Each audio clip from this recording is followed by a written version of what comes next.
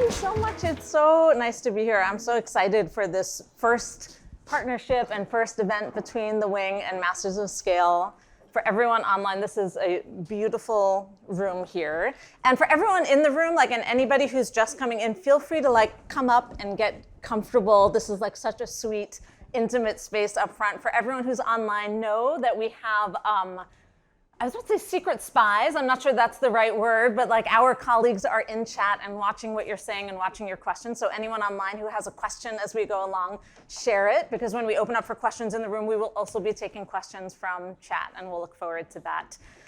So I am going to invite up here in just a moment my dear old friend, Kiri Hart, who has already been introduced. Kiri is an independent film producer. She's a longtime screenwriter and also a film creative executive. And so she has this really interesting combined experience in Hollywood. I can't think about Kiri now, even though I've known her for years and years, without thinking about her role overseeing the last Star Wars trilogy, and everything came out of that, from the merchandise to the theme parks to the games. And then since then, as was just shared, was the executive producer on both Luca and Soul for Pixar, and has a number of new films in development. We might touch on one or two of them as we go.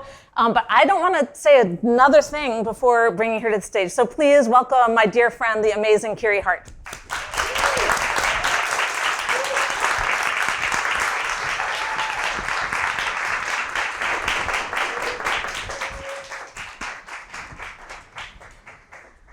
Hello. Kiri. Hi. Your chair. Thank you. Oh, I hope I can get up there. I know. Challenge. Okay, I did it. It's so funny. There's always that moment.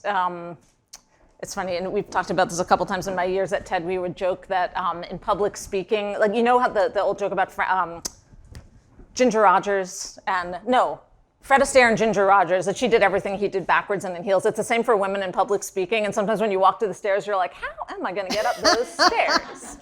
That's right. You need somebody to hang on to. All right, so Kiri, as you come, so first of all, Kiri, I will share at the beginning, you will feel a familiarity between us, because Kiri and I have known each other since our freshman year in college. And I had to say that this room, so those of you who are online and not in the room, this is a gorgeous room at the Wing. It's beautifully appointed, and it's so relaxing to look at, and it actually looks exactly like Kiri's dorm room freshman year. And I don't know about the rest of you, but I took a little longer in my life to come into my grace. My dorm room was spilled coffee and overdue library books and undone laundry. It's true. It's true. And Kiri's was uplighting and downlighting and perfectly placed cushions. So. I don't know if it was that perfect, but we did have good lighting. Well, I will vouch for that. But this room is great. Thank you for having us here. It's really lovely. It's beautiful. All right, so Kiri, I want to start. So those of you who know Masters of Scale know there are always some stories in the mix. And this is not a classic Masters of Scale interview. We're here to really talk about creative leadership in particular. And when we say creative leadership, and I think of Kiri, I think of definitely of leading creative teams who are in explicitly creative fields, like creating incredible films and theme parks. But the truth is, any kind of business, when you're doing something that's new, is essentially creative. You're creating something that didn't exist before. And so there's so much to learn for anyone in any field about creative leadership.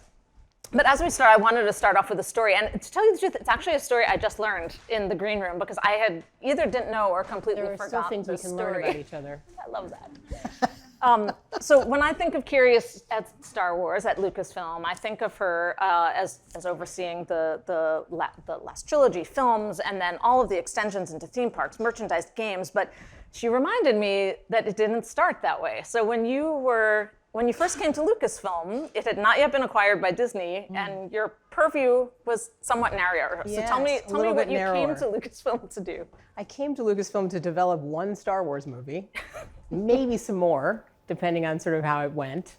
And then I went off on maternity leave, had my son, and came back. And the day that I came back from maternity leave, my boss pulled me aside and said, the company is being acquired by Disney.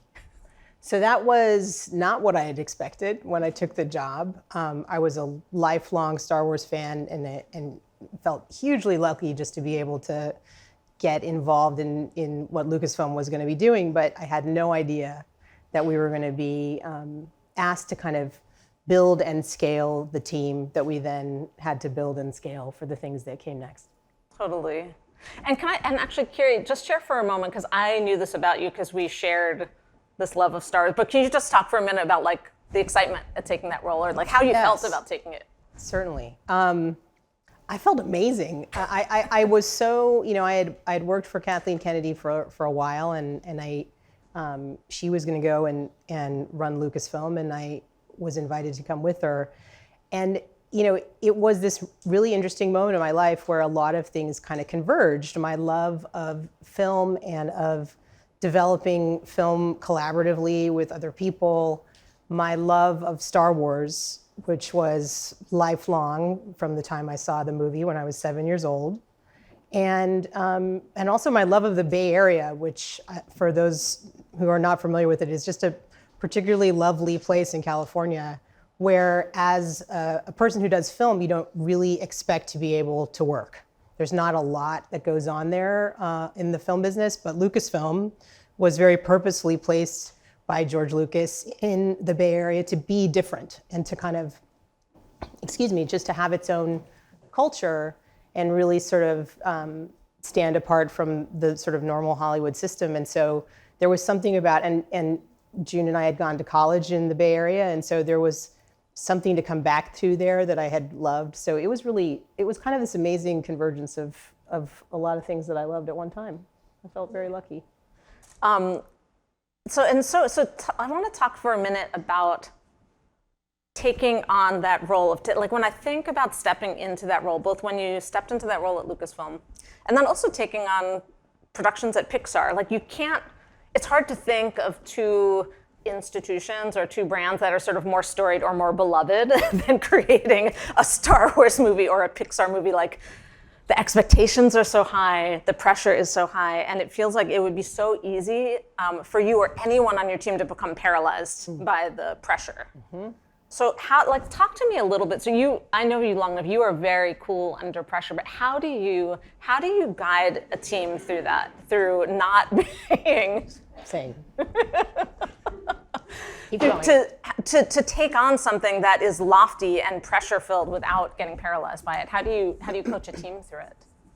I think that the thing that we had going for us at both places is the deep affection that people feel for the thing that they're working on, and that is something that you really cannot put a price on. It makes everything different. I think there's so much work that goes on in our business or any business for all kinds of different reasons. And when you are able to assemble a team to actually work on something that they love, you get a completely different gear from them, and you get a completely different type of kind of investment and engagement. And I think that both brands are so powerful for people because they represent a kind of story that pulls you in, that makes you feel something. At Pixar, there's this thing of like, have we made them cry yet? Because that's what they expect, right? So I think that is the thing that both places share is this real the good fortune that both companies have to kind of attract people that love what they make. Mm-hmm. And therefore, when they are under pressure, which we all are at different moments, and these movies are hugely expensive, they happen on very tight timelines, there is a lot of pressure for the different teams. I think that is one of the things that carries them through, is just that the purity of their love for what they're doing, their belief in what they're doing, and the value of the thing they want to put out into the world, the feeling of connection that they have with the people who are waiting for that story. And so that to me is like what you tap into. Now, that doesn't mean that people don't have, really scary moments, panic happens, all of those things happen. But I think as a leader of a team like that, or as someone who's helping to motivate and drive a team like that, what you want to come back to is, let's remember how much we love this and how much we want to get it right. And I think that for the kinds of people that you want to have working with you, that will unlock something for them a lot of times. It's just a way for them to start to kind of get their eyes off themselves and whatever they feel like their personal stakes are, and get more focused on the audience and on the story that they're telling. It's so interesting. I never thought about it that way. It's almost like their passion and love for it is a counterbalance to the pressure. Like it's both what creates the pressure, but it like gets them through. Weirdly, I think it actually a lot of times does help people, because I feel like it's the pressure sometimes is more. I know for myself, it's much harder when I don't feel like I have a connection to something. If I don't understand my connection to it, if I don't understand why I'm doing it or just what it means to me, then that's a place where I feel more disconnected as things become increasingly, pressure filled. But if you kind of know what your own connection to something is, I think that actually helps you stay really focused and reminds you of the fact that you're making something for other people, which is really kind of what it keeps coming back to. Totally. In the storytelling of it all. It's so interesting because I wouldn't have thought of that, but it seems essentially true, right? That in some ways it's easier to lead a team with super high stakes who are passionate about it than like low stakes where they don't care about it. No, that's right. I mean, one thing I've found at both companies that has, and it's interesting, they're sister companies because Pixar came from Lucasfilm. So there's real DNA that connects them. They're quite different culturally, but they do have these equally high sort of, kind of standards of what people are chasing and what they want from their work. And I think that for me, it's a joy, when you come to a place like Pixar and you haven't worked there in the past and you're asked to kind of help, lead and motivate a group of people. One thing you never have to worry about is, do they care about this? Like 100% they do. They are giving 150% of their considerable expertise to, everything they do. And so that is a wonderful feeling. You don't ever have to ask people to dig deeper because they're already doing that. And so then it's really just about how do we focus that energy in the right direction to make sure that we're doing the right things that will actually help the story get told in the right way. But there's not a lack of will or energy or investment, which is really special, and not every company is like that. Totally. And we'll come back later. You have a lot of wisdom on kind of what creatives need and what creative teams need, which we'll come back to. But I'm going to give you a minute to put that tea bag in that cup. I can talk while doing that. After your long It's flight okay. today. I'll give a little lead in to this, which I was going to do anyway, which is, so you arrived at Lucasfilm. With my 2-month-old. With your 2-month. In tow, yes. With the 2-month-old and a new an acquisition by Disney, and suddenly your role has shifted, right? You went from doing a movie or two, which was high pressure but well within what you've done before, to suddenly being no like, timeline, by the way. That part didn't have a timeline. The couple movies, it was just kind of like we were going to do it on the whatever timeline made sense, as opposed to. Oh, right, and with Disney coming in, that would shift. Yeah. Right. So, well, and actually, let me ask you a question before, as you take your first sip of tea. So, Kiri, you came to do what? If they had Kathleen Kennedy had said to you, instead of like, Kiri, come to Lucasfilm, move to the Bay Area, let's do a movie or two, let's do a Star Wars or two. If she instead had said, come oversee the whole trilogy along with the theme parks, merchandise, VR games, and so on, what would you have said? I would have said no. I think you would have said no. I just think I wouldn't have understood that. I think that it was one of those things where you were just like, well, it feels pretty big just to start again, just to begin like honoring this incredible legacy of Star Wars, all that it has meant to 2 generations of fans, and its incredible founder and everything that he represents, both as a storyteller and a filmmaker in the Hollywood community. It's like one of those things where just to begin to kind of ramp that back up would have felt like a lot. I think that, but this is important. We were talking about this, that sometimes the reason that you're able to succeed is because you didn't actually sign up for the thing that you end up doing. It's so true. And if you had been asked to, you would have been like, well, say that again? That sounds crazy. But when you kind of move towards it sort of incrementally and with the help of people who you begin to collaborate with and trust, you can really start to see your way to scaling something that in the beginning might have felt overwhelming. And I think in my case, I was really lucky that I had so many great people who were around me, and also who I was able to pull in and hire, that it started to feel like, we absolutely can scale to meet the sort of new mandate, because we have like-minded, passionate people. Totally. I think it's important sometimes, you just say yes to the thing that's in front of you, and where that will lead, you don't know, and it's probably good that you don't. You can just step into it, do the work that you can see to do, and then see how it goes from there. And I think there are times when, once you have momentum on something creative, you can feel that it is possible for it to extend or expand. Yeah. So this next question builds on that, Kiri, and it's fun. It's fun for me to ask, because first of all, leading in, those of you who listen to Masters of Scale have heard one of our hosts, Reid Hoffman, say many times that one of the most important things to do is talk to people about an idea, get advice, go to your network, talk to people. And you and I have done a lot of that over the years, back and forth in different things and at different times. And it's fun for me to remember, because I remember the conversations that Kiri and I had when your purview of your role was first expanding, and you're kind of coming to this realization it's not just about the movie. I have to think about this whole universe. Yes. The whole universe that's going to inform theme parks and VR and games, and those are in development now for years down the road. And we had a number of conversations along with Darren, my co-founder. This is part of our DNA at Masters of Scale as well. We have a podcast, and we expand to a show, and we expand to a book and an app. So we're always thinking about those extensions.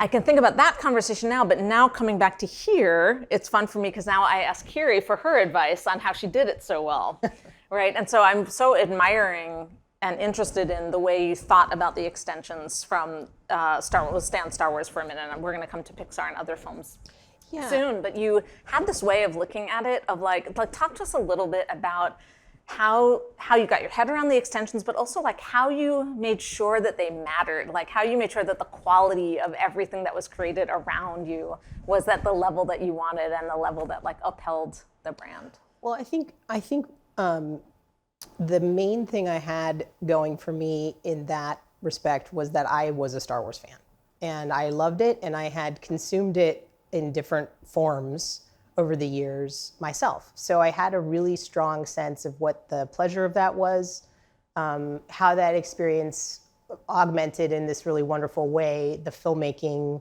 the film itself, and the experience of watching the film. And so I kind of think that was instinctive to me, that there was a way that you could sort of come into the Star Wars universe by way of different doors, and that those doors could be a book or a game or a toy, and that all of those were kind of, in my opinion, equally viable ways to start to understand the story, the big story of Star Wars. And so I think that for me it gave me sort of that sense of part of what I can do is just follow that sense of what would be enjoyable to me, because I've been doing this already. That being said, I was older and part of the sort of first generation of Star Wars fans, and there was a whole generation of Star Wars fans who grew up on the prequels and who loved those movies, and I wanted to make sure that we attended to them and the things that they cared about. And I knew that I had less personal knowledge of that part of the story, not because I hadn't seen those movies, but just because I hadn't been a kid watching those movies 20 times in the way that you do, right? So that was important to kind of excuse me, to make sure that we started to then fill out and flesh out the team with people who had the equal amount of love and sort of passion, but also were of different age groups and sort of could, between all of us, if we got around something, we could sort of 360 look at it and feel okay, if we're all happy with it, it's got a good chance of kind of making its way with Star Wars fans. So that, I think it was this mix of my own experience, but then knowing that there were places where obviously my own experience was going to be thin, and I needed to actually solve for that with the team members that I was going to bring on. And I think, the other thing is we care a lot and always cared a lot about partners, the partners that were going to help us build these things, whether they were games or the theme park or whatever. And I think we looked for the same things in those partners that we looked for in our own team, which was people who really understood what was special about this, who wanted to keep it special, who understood the sort of perils of trying to scale something and make so much content and so many products while also maintaining a certain sense of what it needs to mean to people. And so that was like this really sort of difficult thing of just making sure that we were like-minded with the partners that we were in business with. And that's not always easy to do because obviously those are big companies and there's a lot of different players. And but I think that attention to that detail was already at Lucasfilm when I got there. I didn't have to create that because that was something that George and the teams of leaders that had built Lucasfilm understood, that all of this stuff needed to be integrated, that all of it was meaningful, that all of it needed to meet their own standards. And I think that was just really, our job was to try to keep that true in light of the fact that we were now part of a big corporation that was going to start to look for more and more from us. And so that was the kind of the new challenge, was like, how do we protect that actually? Because that's already in existence here in the company, this set of standards. But how do we keep those true as we are asked to partner with more and more people and asked to kind of do, a lot of different things. But like the theme parks were a perfect example of an amazing partnership that we made with the Imagineers at Disney. That was, I can't say enough about what a wonderful partnership that was. And it was because of so much alignment around both how much we wanted it to work, how special we wanted it to be for people. We were constantly talking about that. And then also, how much all those team members on the Imagineering side loved it and wanted it to be great. Totally, and I feel like there's like two things that jump out at me, Kiri, that I take away from that. One is, I think there's like a beautiful insistence in what you described on your partners loving the brand. Like that every partner you work with had to love Star Wars and understand what it meant to people. We've actually changed a few things we do at Masters of Scale and Wait What because of that. I'm looking at Lori in the audience. We're working together on our Masters of Scale Summit that we like deliberately spent time as we brought new partners onto that team of like immersing in like, why do people love Masters of Scale? What does it mean to them to have that sense of it? Inspired by the way you describe these partnerships on Star Wars, like, yes, it's business, but you have to love it. Like, if you don't love it, then we can't work with you. And I think, and I was really inspired by executives who were already at Lucasfilm. Howard Rothman was one of them, who ran all of consumer products and so many things that went on in that space. And he was great at building relationships. And I think that's the thing, is that it was really about understanding that these partnerships are relationships, and therefore they have to work like relationships, and you have to actually take the time to get to know companies and what they care about, what their own culture is, and whether it's a fit. And sometimes you don't have that time, or it doesn't feel like you have that time. So you have to try as hard as you can to use the time you have to figure out whether there's enough of a connection there that you can really make something special together. Totally. All right, Kiri, I'm going to ask you a fun question in a different direction. I would like you to tell me about your very favorite Masters of Scale episode. Bill Gates. Yes, Bill Gates, 1 and 2. Both parts. Both parts. No, I guess there's a lot of things I really learned from listening to those episodes, and something specific that jumped out at me that was really cool and just helpful at the moment that I was in. And it's related to this thing about partnerships, actually, is when he was talking about IBM as an early client of Microsoft's, and that feeling of like, oh my God, these guys are so much bigger than us. It's kind of overwhelming. Maybe we can't live up to what they need from us. Should we, and he made this observation, and again, I'm paraphrasing, but like, just that by having that partnership, they were sort of forced to level up and really understand how to be great partners, because that was what was demanded of them by such a high level client. And I think what that opened up or unlocked for me was just this idea that you need to kind of run at the sort of most challenging relationship that you can build, because that is actually what will make you stronger and will kind of demand of you things that you might not think you're ready for or might not think that you can actually do. And I found that very inspiring, and I've really found a lot of different ways that it applies to my own work, because I think that sometimes we limit ourselves or think that we're not ready for something that actually could be the thing that helps us become great. And so, yeah, I dug it. I love that idea, running at the partnership that will make you better. Like Yes. the thing that's hard that will make you great. And that was really, I don't know, I thought that the way he talked about that just was very vulnerable and real, and it made me feel like I really connect to that. And it's interesting too, right? Because a lot of organizations are kind of allergic to partnership or allergic to those alliances. They think like, oh, this company doesn't get us. This company wants something from us that's not natural. They're pushy. They're impossible. Whatever it is. But it's like the flip of that. It's like embrace it and let them make you better. Yes. It's very cool. Talk to me about. So I'm going to quote you at you. In fact, I didn't even realize that was going to be there. But nothing creative is ever wasted. Quote from Kiri from a conversation we had this summer.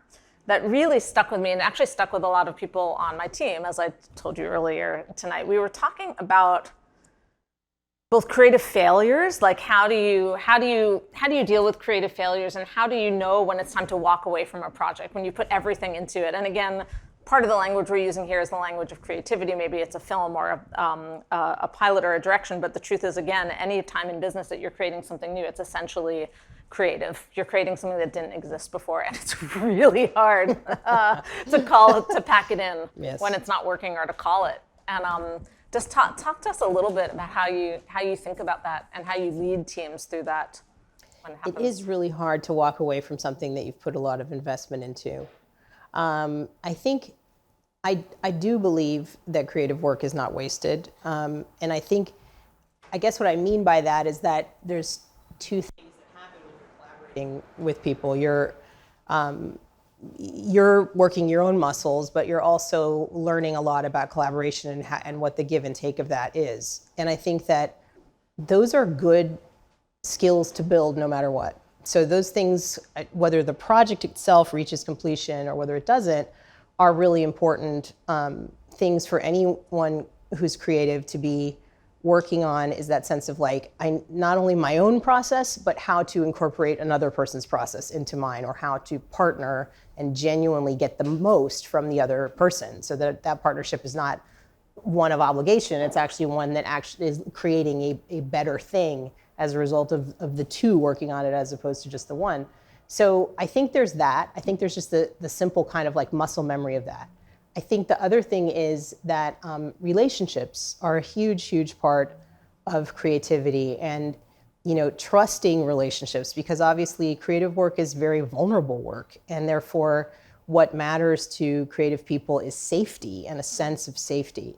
And a lot of times you can build that very effectively even on a project that doesn't go forward, just because you realize that like you've met your people, you've met your creative tribe, you've met the people that you have some kind of special connection with, and you've felt it, and it's real, and whether this goes forward or whether it doesn't, that is real, and that can carry you forward into the next thing. And I think that those are hugely important things, and you really can't, you probably will have projects that don't pan out that give you those things that are honestly equally important. So that's one thing. And then I think the other thing, the question of just sort of like, how do you help a team get through the decision for something to get shut down, or to walk away from something, and how do you make the decision to walk away from something? I think the clearest thing to me about walking away from something is asking yourself, is this something that I can achieve any kind of momentum on? Like, I think that's a really clear way to kind of measure, when you feel that you're sort of swirling and you're stuck and the team is struggling, like, if you as the leader of the team cannot see a way to move forward, and you've kind of like considered all the angles, and you've gone to your people that you trust, and you've asked, am I missing something? Do I have a blind spot? Like, and no one really has that thing that feels like it's going to unlock getting momentum. in my opinion, that's a time to walk away and stop burning the resources of your team. I think that things like that can come back. And you want to kind of sort of like, ideally, if you shut them down, shut them down in such a way that they can be revitalized, right? At the right time with the right people and the right moment. Timing is important. Money is important. The mandates of your bigger corporation that you're part of or your company that you're part of are important. So there's all kinds of reasons that something can come back to life. And you should put it away in a way that if it needs to come back to life, it can. But that being said, I think that if you really have exhausted all of the ways that you can see to possibly create momentum on something, that is a reason to shift your energy to something that you can push forward. I love that. And so I think that helps people, right? Because when you're talking about how do you lead the team through it, it's just like, does anyone see a way that we can push this forward? And if everyone's like, I don't, then that's your answer. And we can all feel bad about it, and of course we will. But that's at least very clear, right? And a huge part of managing a team is understanding this team is expensive. It's a resource. I am responsible for what I'm aiming it at.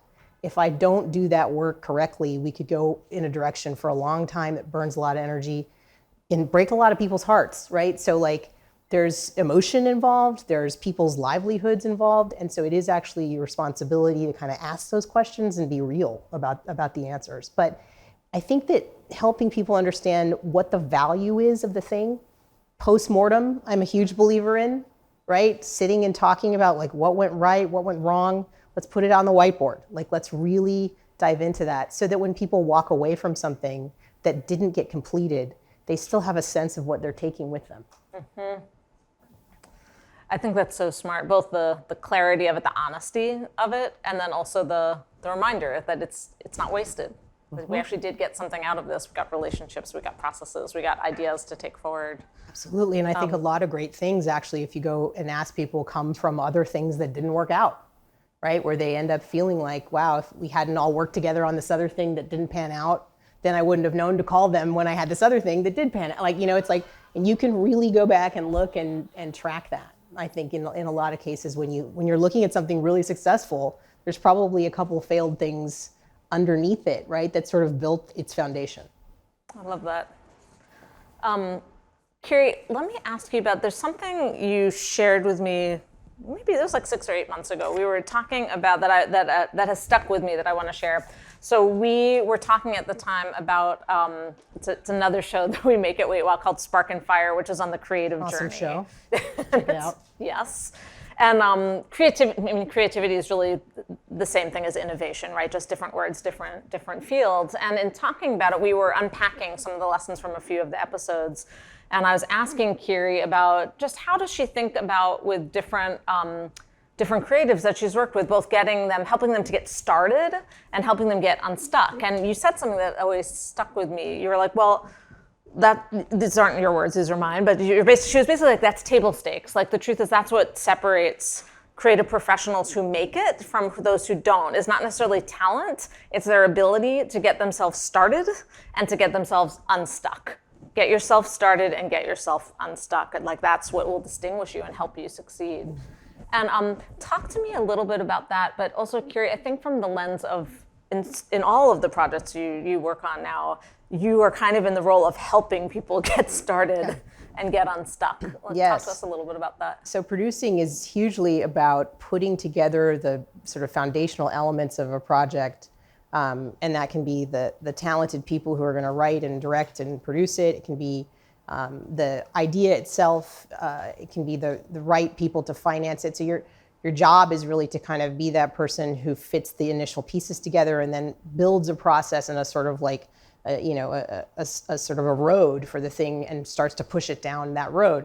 So the early part of it is really about this idea of kind of like putting the right things together and then, yes, pushing, getting behind it and pushing until it starts to roll. And I think that, it's a lot easier to get people started when they have some self-awareness about their own process. And that sounds funny, but it's actually really true, which is just that some people don't.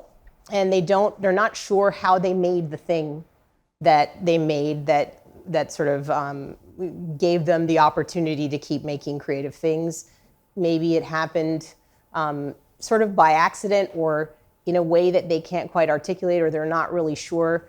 And I think that it's not necessarily that those people can't make something else or do something else, but when we're talking about what it takes to kind of assemble the right combination of things and then again push something until it starts to roll on its own, it has its own momentum, that is greatly helped by creative people who are self-aware about what they need and can tell you, so that you as a person who's trying to resource this whole thing to go can say, like, what do you need? And they can answer you. And they may not have every answer, but they have something, right? I think that in my experience has really made a huge difference in my ability to come alongside somebody and help them get their story told.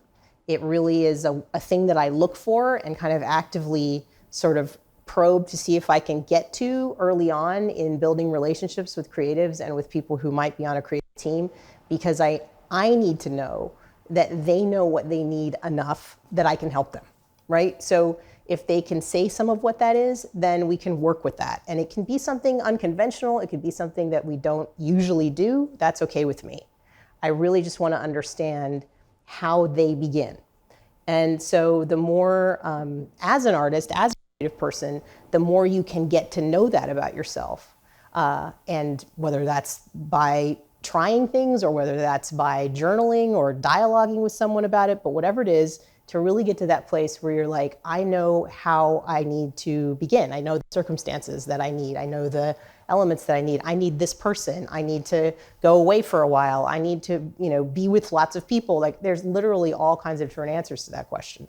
But it's about having that answer so that when somebody comes along and says, I'd like to help you, what do you need? You answer, right? I think that when we're talking about people getting unstuck, this is sort of the other piece of self-awareness, which is you will get stuck, right? So there's no version of not getting stuck or getting to some place of like excellence where you just sort of, slide through the whole process and you never get stuck. That doesn't happen. So on the biggest movie, the smallest movie, whatever it is, you are going to get stuck. And the question is, what happens then? A lot of people spiral is what happens, right? They do, and they kind of they don't know how to stop their free fall. You have to learn how to stop your free fall. You have to learn how to figure out what is it that for me, it's interesting. It's true in life, right? Which is just sort of like, I say this to my 9-year-old all the time, which is like, what would make you feel better right now, right? It's the same question. The same question. So it's just like, what would help you recover? What would make you feel better? I think that when you're in a creative spiral, a lot of times it's about self-doubt and sort of this feeling that there's something obvious to other people that you can't see or whatever it is. So like trying to figure out, recognizing that you've been at those places before, you found your way through them. How did you do it, right? Go back and look, ask yourself, write it down, and then start to understand how you can build a scaffold for yourself or a support network of other people that you can activate when you get in that place, because we all get there. And the question is what will you do then?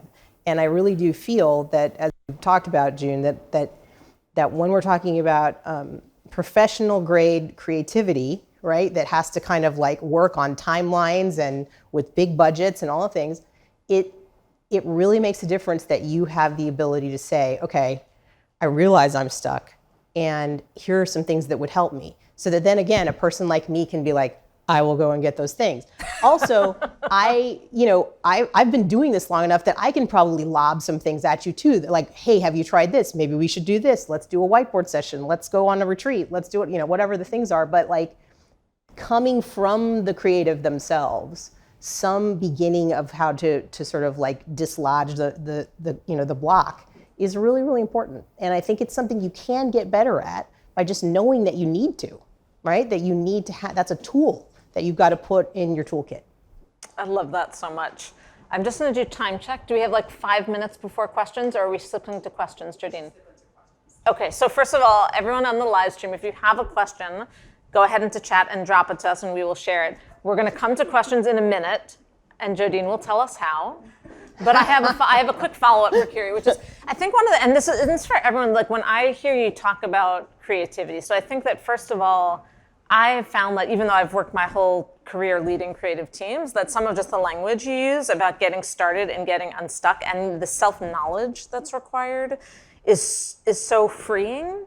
But I would also build on that I actually think I see this kind of the need for self-knowledge and the importance of getting started and getting unstuck in like everyone on my team, right? I see it in the engineers, and maybe with engineers they get stuck because they're too distracted and they don't have enough focus time to get momentum. And maybe people on the business development and marketing side are getting stuck because they're not getting answers back, and so they don't have momentum. Yes. And so there's something I think also just really interesting in applying some of those lessons about creativity and seeing like how that plays out across everyone. Everyone in every part of business can be creative. Let's just say that. That's super important. I'm talking about movies because that's what I do, but this is about the fact that no matter what job you do, you can be approaching that job either from a place of kind of cynicism that it sort of is what it is, or curiosity and creativity that it can be something else, that it can be more.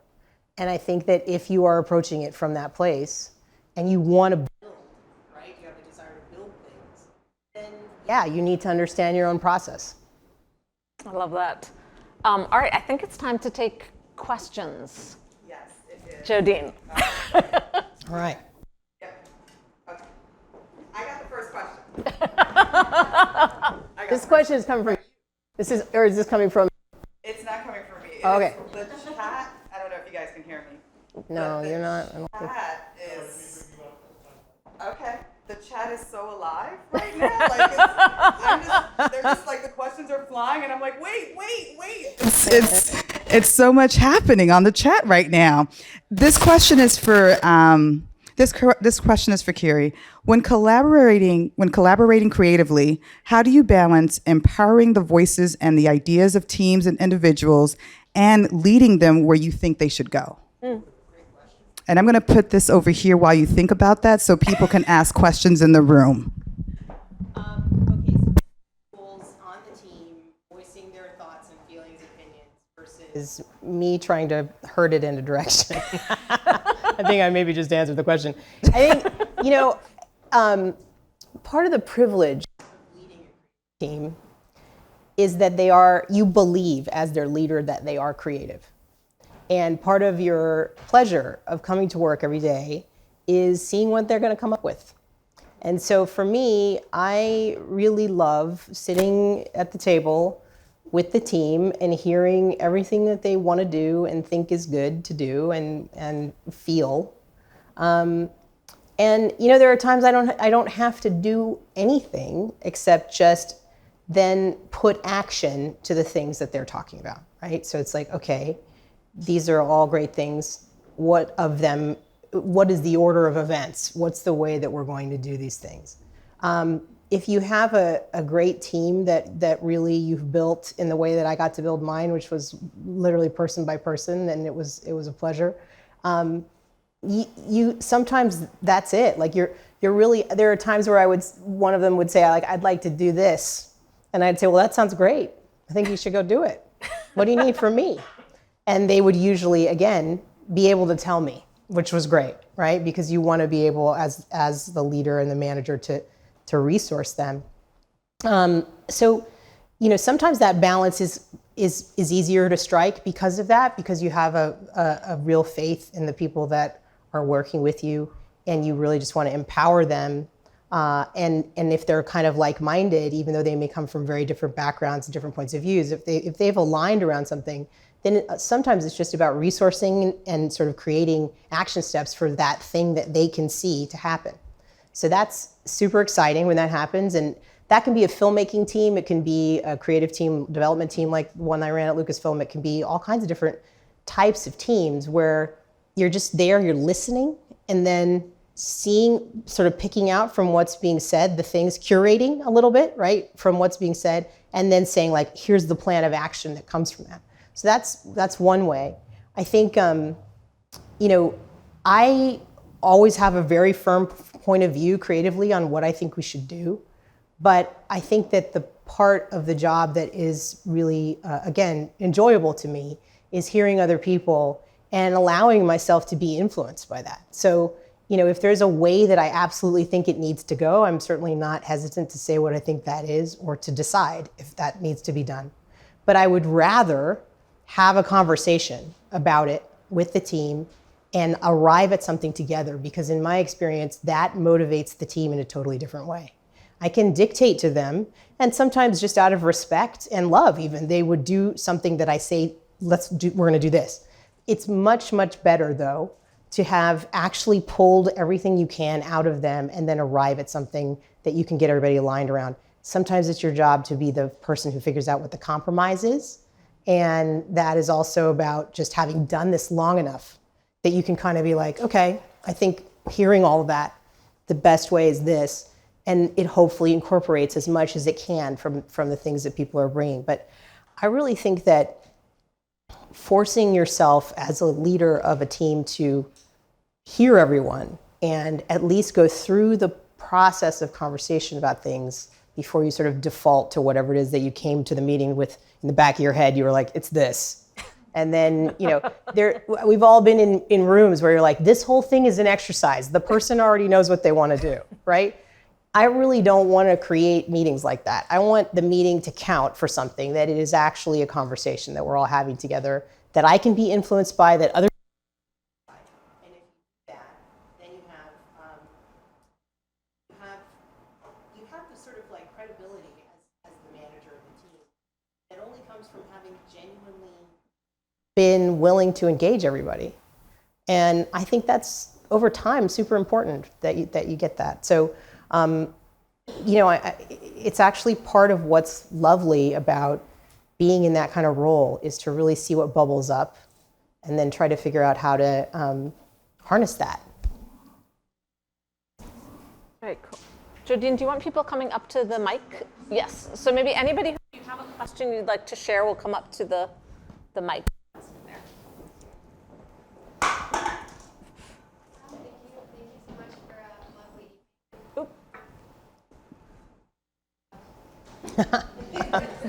Hello. Hello.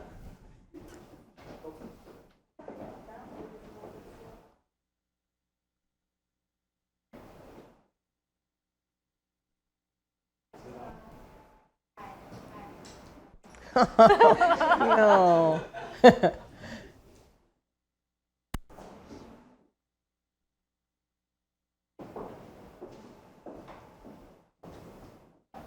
Oh no, that mic is bad. That's all right. If we're having, share the question and we'll repeat it back, because we can hear you. Hi. Hi. So lovely. This evening has been so lovely. Galaxy's Edge is phenomenal. Thank you. That's the nicest thing you possibly could have said to me. So thank you. I'm from the Orlando area, so I grew up with Disney World in my backyard. So when that opened, I got to the pandemic with my father, and it was a magical time.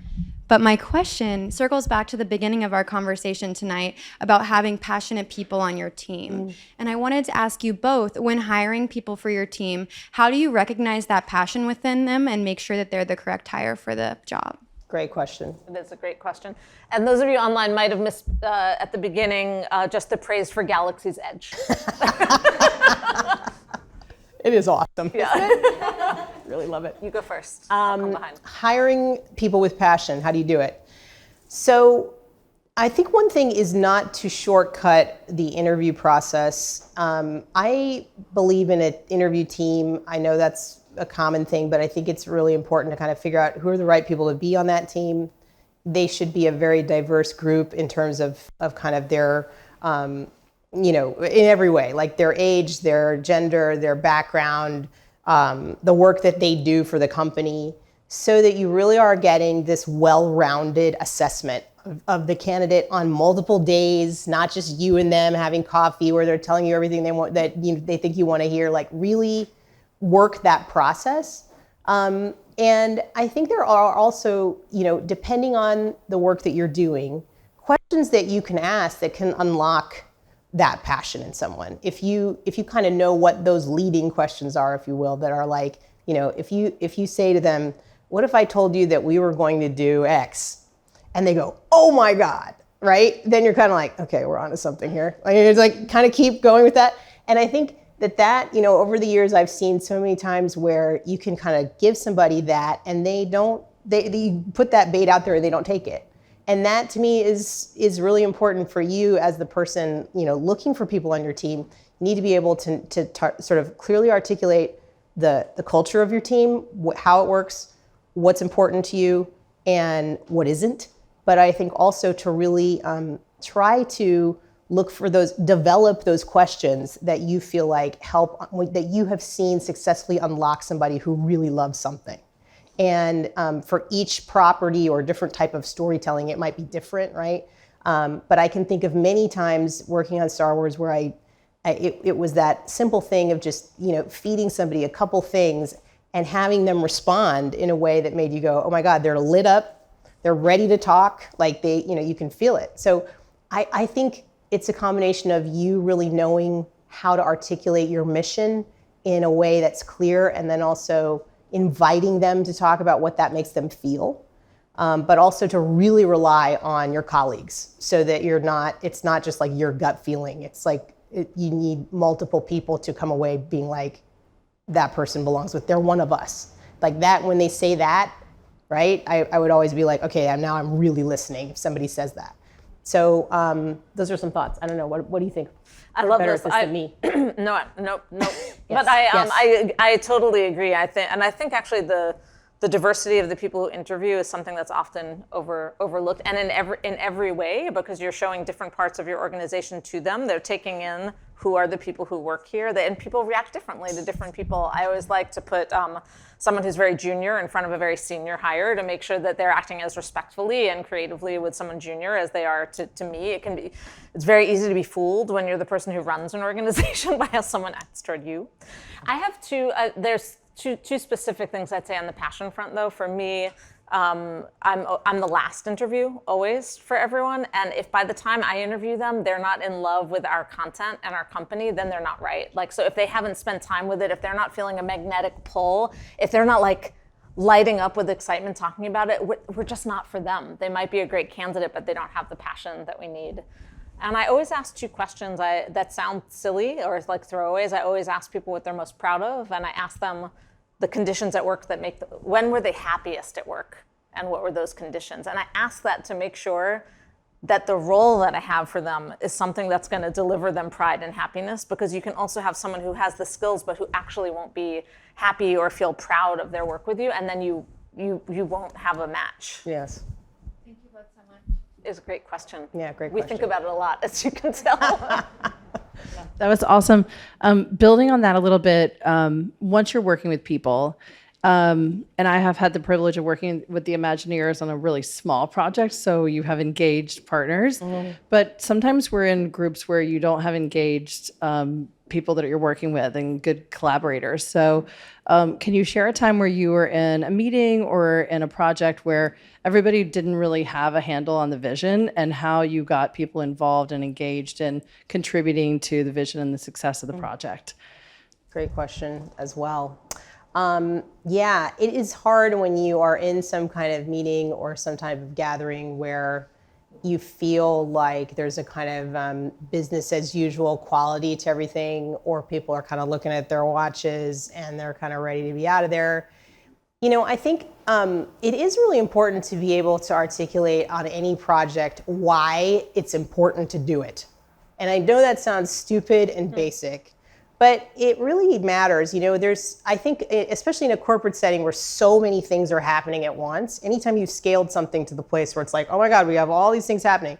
And there can be a kind of loss of the understanding of why any one thing is happening. It's just kind of part of the noise of all the stuff we're doing. And I think that to be able to, as a project manager or a leader or any team member, to really be able to kind of like stop and refocus people on why. Why are we doing this? And frankly, if we don't have that answer, then we probably shouldn't be doing it, right? So, and that is an answer in itself. So I think getting to that as a kind of like way to kind of, again, it's a compass, right, that you can use to kind of help yourself get back to like, okay, let's redirect the group. I think also energy-wise, I've found that, people get very serious, right? And especially when they're kind of like not engaged in something emotionally, it can just feel really serious and kind of dry. I like to keep it playful. I think that play is a very important part of the sort of culture of a creative place.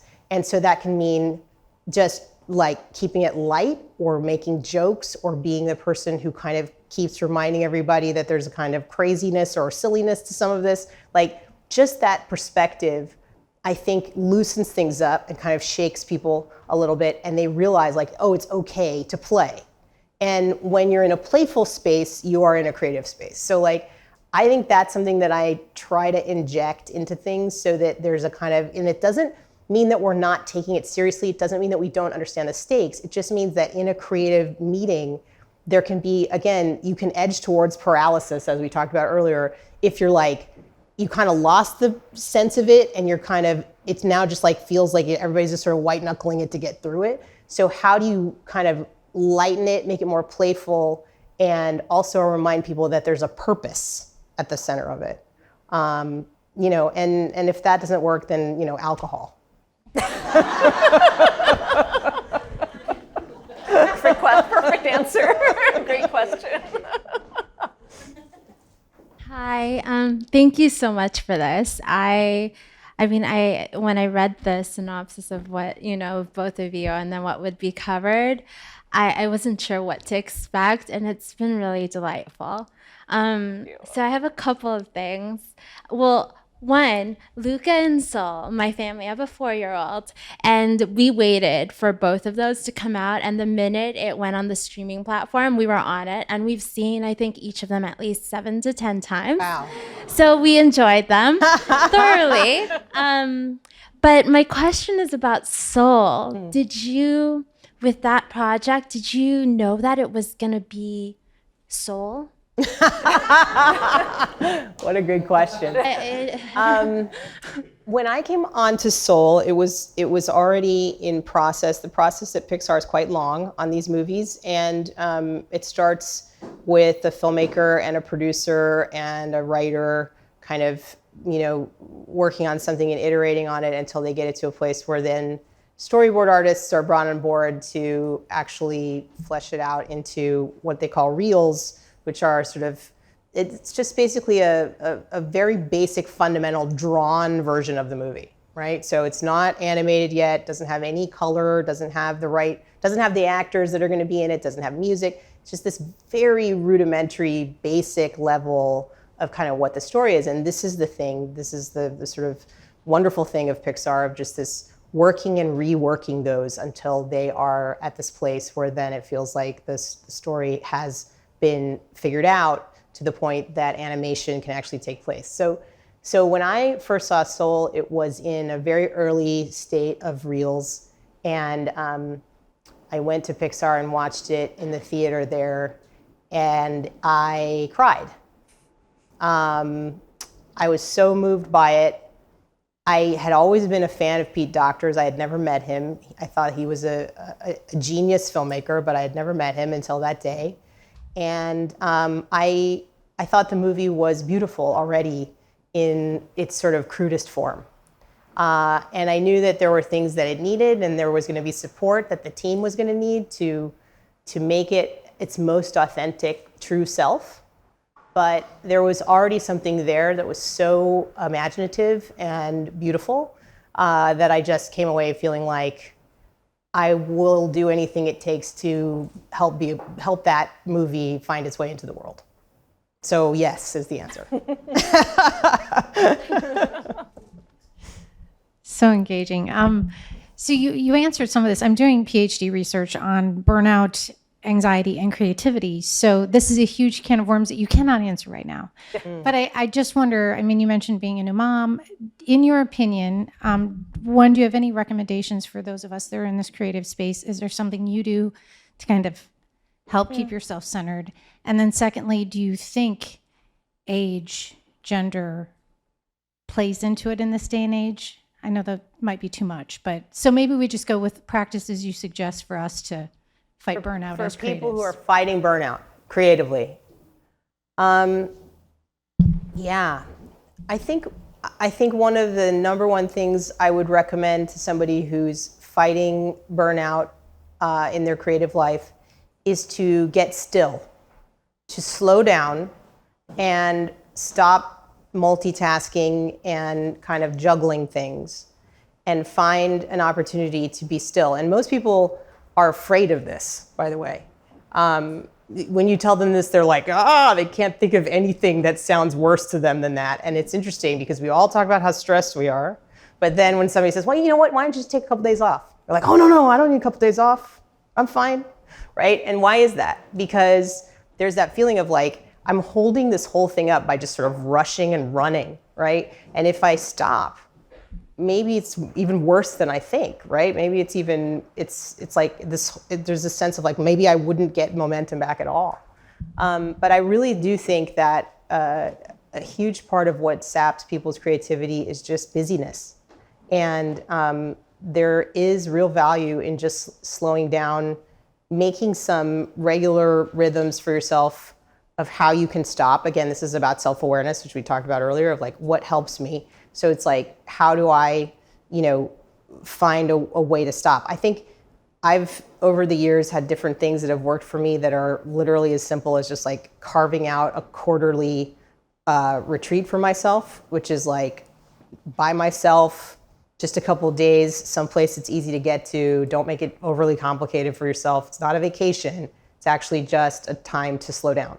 So those kinds of things for me have been really helpful. I feel like, I can feel when they slip away from me when I don't do them, how they impact me. And a lot of what I suggest to other people is about that. I think in this particular time that we're living in, it's just the constant bombardment of stuff and the feeling that you're never doing enough that can really sap your energy creatively and sap your kind of belief in yourself, because you just have this feeling of constant inadequacy that you're fighting all the time because there's so much that remains undone at the end of any given day. And so you have to kind of like step back from that and really sort of recalibrate around what is the work I'm trying to do? What do I get out of it? What's meaningful to me now? Because that changes for us, right? As we age, as we have kids, as we do different things with our lives, like to kind of take stock with yourself of like, what has meaning for me now? What would I be, if I could choose to redirect myself, what would I be doing? Sometimes people lose touch with their creative desire, right? Because they're just so, again, they're pulled in so many different directions. So I think learning how to ask yourself some of those questions, check in with yourself, and make space to do that are all things that are helpful to me. I feel like that's a perfect and complete answer, but I can't resist adding one thing to it Yes, that is I want you to. completely resonant with it, which is a very tactical thing that I've noticed in myself, in my family, and on my whole team, which is that it's much of what you said, Kiri, but the constant interruption. Yeah. And one thing to look at, like I'd encourage everybody here to look at is look at the notifications that are bombarding you during the day. Because our devices, actually, even when you update your OS and things like this, all the notifications come back. I'm sometimes looking over Darren's shoulder, my co-founder and husband, I'm like, does this happen to you all day? Every 3 seconds, a new email, a Slack message, a new email, a news. It's not just that the content of those can be distressing and distracting. It's also that like we humans find great satisfaction in flow, whether you're naturally a creative person and you think of it as creative flow, or you're just connected to what you're doing and you're in flow. And if you're constantly having things pop up and interrupt you and take you out of that flow, Never it's achieve really flow. hard to be. You never achieve flow. And I think then you start wondering if you can, right? And that's the thing. So it's like fighting that before it becomes this thing where it's a question that you're asking yourself all the time, can I even do it anymore? Which you see a lot of writers and people run up against this moment where they're like, I don't know if I still have it, right? And part of that is because of what you're talking about. They're never getting in the flow state, which does create confidence, right? Because you come out of it and you're like, whoa, look at all the things that happen. And if you can't get there ever, then you're not reminded of what that feels like. Yeah. And it takes time. Yeah. I have a last question from. Here we go.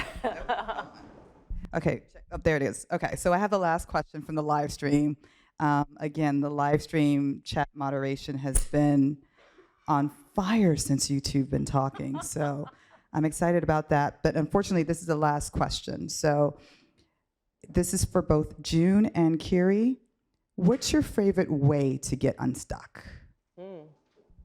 For both of you. And we'll end the Q&A here. First? Or maybe, actually, I'll go first because that way you have the last word. That's better. Oh, that backfired on me. Okay, go ahead. All right. I think two ways in totally different directions. My first way actually totally has to do with flow, with what we were just talking about. I came across this thing that sounds nutty. It is called the Pomodoro method. Google it. And it is this idea that it's this PhD method. student knows it. Yeah. It's called the Pomodoro method. The idea is that you, I won't go into detail on it, but that you give yourself 25 minutes straight of completely concentrated time on a task, and that 25 minutes is the length of one Pomodoro. Again, like Google it, it's a sort of a funny system. And in those 25 minutes, no interruptions. No checking Slack, no checking email, no getting up to go to the bathroom, no getting a drink, no nothing. And if you do that, that's okay. You just have to start over. You did not actually give yourself the 25 minutes to have a unit of time to get something done. And so when I'm stuck on something, it usually means that I haven't had enough time to concentrate and get it done. And so I block off all distractions, and I give myself, I'm like, all right, I need 2 Pomodoros to get this done. And and you're allowed 5 minutes in between a Pomodoro. And it's a crazy method, and it really helps me get centered and focused. But my opposite direction is sometimes that's not what I need. Sometimes what I need is stimulation. And then I'll go to a museum, or I'll go to a cafe, or I'll just go window shopping. I need movement, and I need visual stimulation, so that in many ways, so that my brain can shut off and I can find the creative answers by not focusing on it, by just looking for inspiration. So those are my two. Yeah, those are go-tos. great. I feel like mine are similar. The one I would say, living in the Bay Area and having so much access to nature, just putting myself out in nature is a great way to get unstuck. I'll just say I'm just going to take a hike or a walk or whatever, or drive, and I'm not going to try to solve for this. It's like combination of nature and music for me are two things that then will sort of let whatever it is kind of just like sit back there and then kind of unlock itself naturally. But I think you do need to know when you're stuck that sometimes trying to crack it is the last thing you need. You actually do need to kind of just like take a big step backwards. And so I'll sometimes just say, like, if I'm really stuck on something, I'm just not going to think about this for a couple days. And during that time, I'm going to immerse myself in something else, whether it's another project or whether it's just, as I said, like going out and being in nature, whatever it is. But I think giving yourself permission to set it down, I guess, is one thing that I would say is really helpful. I love that too. I guess we've reached the end of the time together. So, all right, so as we wrap up, so first of all, I want to say a huge thank you to The Wing. This has been like the most beautiful space to be in, beautiful audience, beautiful partnership. It's been so lovely. And thanks to the whole team here. Like, everyone has been so lovely. I won't name names, but everyone has been so lovely to work with. And then before I thank you, Kiri, I feel like I should share that, so Masters of Scale is created by the company Wait What. And Kiri is our latest board member. We actually have our first board meeting together tomorrow.